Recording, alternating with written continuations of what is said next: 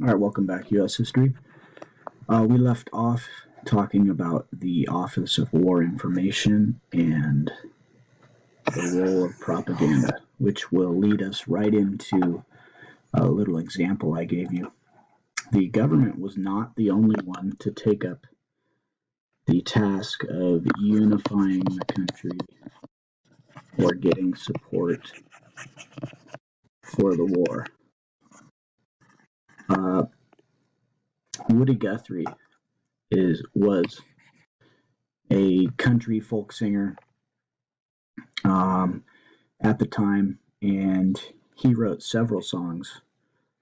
He is also the guy that is responsible for, if you've ever seen the bumper sticker that says, "This machine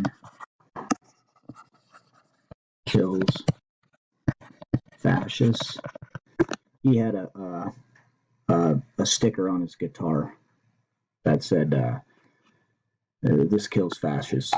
Anyways, he had picked up the charge and had written several songs. Here's "Round and Round on Hitler's Grave." You can just quickly take a look at the lyrics. And another one he did was "The Sinking of the Reuben James." I actually posted a link to this song on YouTube. You don't have to listen to the whole thing. Listen to it. It's got the words right there. But or you can look at it here. The Reuben James was the first U.S. ship sunk in World War II, and it was actually before we had even declared war. It happened a couple months before, so we were still undeclared. But this U.S. ship was escorting some of our allies and supplies, and it was sunk by German torpedoes, and 100-something Americans died. So this was a rally song. Okay, we mentioned on the last segment that big business will profit from the war, and it will be the war effort that brings us out of the Great Depression. The working class also benefited from this, as you can see. During the war era, 1939 to 1945, the per capita, that's per person income, more than doubled. Okay, so that's a good thing. The Office of Prices, set the prices of consumer goods to control inflation. Okay, we did not want the price of consumer goods to go up faster than wages. Otherwise, it wouldn't have done any good. There would not have been buying power. So they set prices, meaning you're basically taking control of capitalism and saying, "Oh, okay, you can't charge more than this for sugar, or a pound of sugar, or whatever." And then this is the big part here: is how do we pay for the war? Well, we had to go into deficit spending. Deficit spending it simply means we spend more than we bring in taxes. Basically, each year we're going into debt. Okay. And we can see it. The debt of the United States goes from $49 billion to $259 billion during the war. Okay, nation in motion. Many Americans moved to take advantage of the wartime opportunities. We already talked about 1.5 million moving to California. Some 15 million Americans will move overall. 700,000 African Americans leave the South. I'll show you that on the graph, or the map, next page. There were some strains to these moves, okay, because so many people were moving, there wasn't enough houses. So we kind of look back at that Industrial Revolution period where housing was not good, it was substandard, disease. We have racial tension, etc. Okay, so if we look at that map here, you can see that these three southern states lost the most people. Okay, and we can see that the majority of Americans are moving west. Let's not forget, we got San Francisco, Long Beach, and San Diego for the Pacific military fleet. So there's huge shipbuilding here, big military contracts.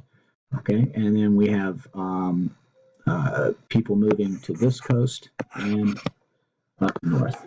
All right. We mentioned anytime there's war, you will see anytime there's financial strain, anytime there's chaos within society, you'll find racial tension increase, and this was no different. All right, racism is still widespread, so as hundreds of thousands of African Americans are moving north looking for jobs and housing, whites see them as competition, tension rises. On the West Coast, it was whites versus Mexican Americans. They were called the Zoot Suit Riots. I think you studied that with Durkin. It all started, rumors that some Mexican gang members had attacked some white sailors, and then the sailors went out and beat up the Zoot Suiters, and the Zoot Suiters retaliated, and those were the Zoot Suit Riots in 1943. Zoot Suits being this style of dress. Family. Okay, let's look at the trends in families. 3 million families will suffer wartime separation, i.e. the dads, fathers, uncles, brothers, sons going off to war. We're going to see marriage increase. Excuse me. We're going to see birth rates increase. Why? Because men wanted to get married to their high school sweethearts or just get married and have a kid before they went off to Europe in case they didn't return. All right? With those hasty marriages going up and the birth rates going up and the separation of wartime families, we also see divorce go up, unfortunately. Working mothers suffer criticism that they neglect their children. There were victory girls who wanted to give a man a good time before they left. Let's see here. Limits of the American ideals. Okay, I took this quote. Defend 4 essential freedoms: freedom of speech, freedom of religion, freedom from want, and freedom from fear. Okay? This is part of our democracy. The issues of civil liberties. Okay? The United States government, as we saw in World War I, will take control of not only the economy but also society, and will violate some of those most essential rights. The United States government will be guilty of using censorship. The United States government will be guilty of using propaganda to dehumanize the enemy. Not as bad as World War I, but nonetheless they do it. Hate mongering.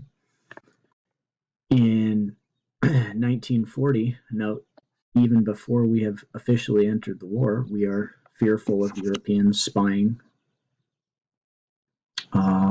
of Japanese Americans spying. So we have the Alien Registration Act, also known as the Smith Act, making it illegal to try and overthrow the government, talk about it.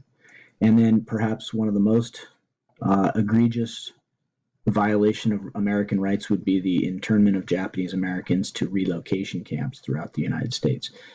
After the bombing of Pearl Harbor, it was feared that Japanese Americans would spy or send signals out to the Pacific Ocean for awaiting Japanese submarines. None of this was based on fact. It was based on fear.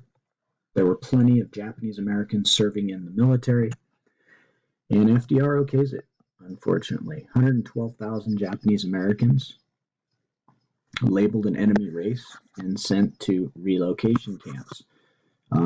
These were far worse than prison. These were more concentration style,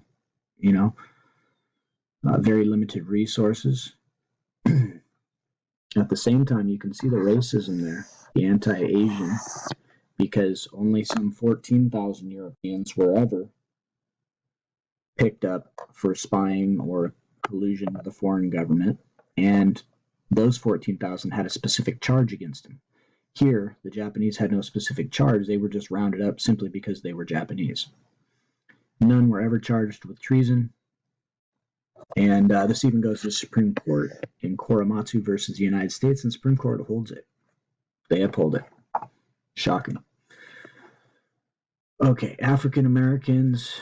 The NAACP grows and advocates a double V campaign. That's victory at home for civil rights and victory abroad to defeat Hitler.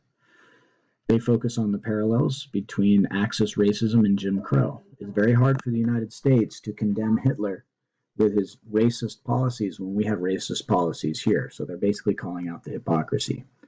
The NAACP, like I said, grows in membership. They go from 50,000 to 450,000 members. And then will be significant in a couple chapters. CORE is created in 1942, the Congress of Racial Equalities. Okay, so CORE is going to be essential during Martin Luther King and the Civil Rights Movement. African Americans felt that if they served well in World War II, they would get equality. Again, they're going to be duped, just like World War I, unfortunately. They are forced to serve in segregated units. There's racism all over the place. Blood is blood, but black blood was separated from white blood. The military resists integration because they say, look, it's not our decision, and we can't make this, we can't address this during war.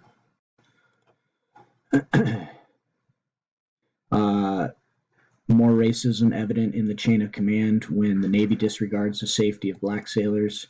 In California in 1944, they were given the worst jobs. There's a story in your text about a ship blowing up and African Americans taking the brunt of that. Most black soldiers were put into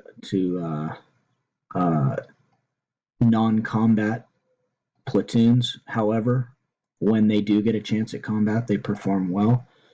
The Tuskegee Airmen is an example here. And then one good thing we have come out of World War II is prejudice towards blacks starts to go down after whites and blacks serve together and learn more about each other and to count on each other, and when you're getting shot at. The United States and the Holocaust. This is perhaps our most tragic failure to live up to U.S. ideals. We did far too little, far too late. We had known as early as 1942 that there was some type of mass slaughter going on against the Jews. Many Americans dismissed the reports as manufactured, in other words, made up. They cried wolf, like World War I. In 1943, British and U.S. officials actually met to discuss but took no action. They could have bombed railroads.